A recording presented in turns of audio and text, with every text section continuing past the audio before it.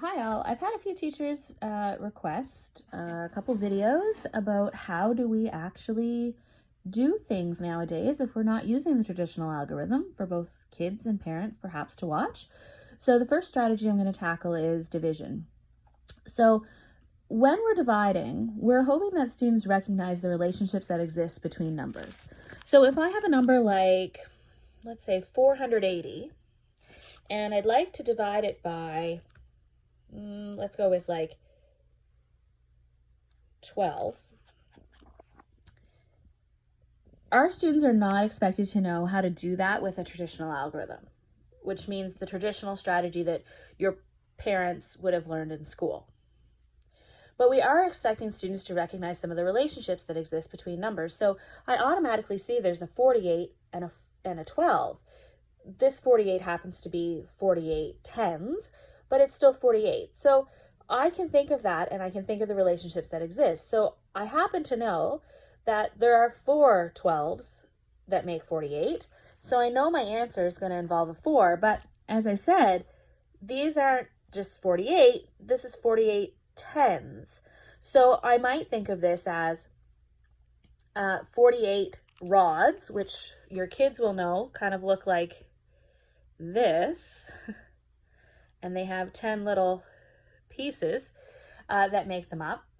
I can think of 48 rods, and I can think of how many groups could I put them in so that I could have 12 in each group. Well, I could put 4 rods. Well, the value of 4 rods would be 40. So I know that.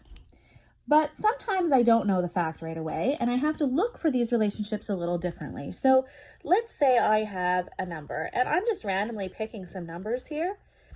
And we're going to see. So I don't see a relationship right away between 4 and this number, 576, but I do know some things about 4. So for instance, I know, and I'm going to come over here to write it, I know 4 times 100 is 400.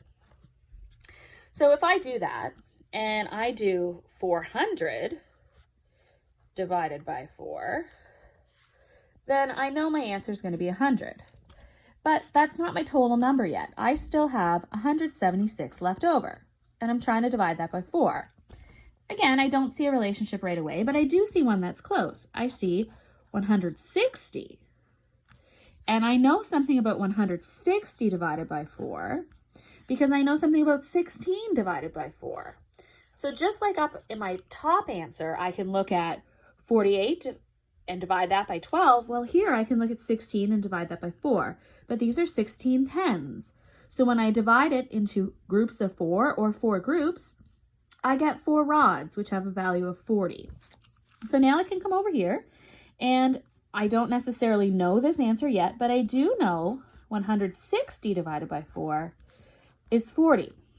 Okay, so then I only have 16 left to deal with, and 16 divided by 4 is a basic fact. Now to get my answer, I look at the pieces I divided. So I have an answer of 144. This is called partial quotients because it breaks the quotient into different pieces. Some literature that you'll see also calls it decomposition because you're breaking that original number, 576, into pieces. But ultimately, you're looking for the connections that exist within numbers in order to help you come up with some division problems that you already know the answer to.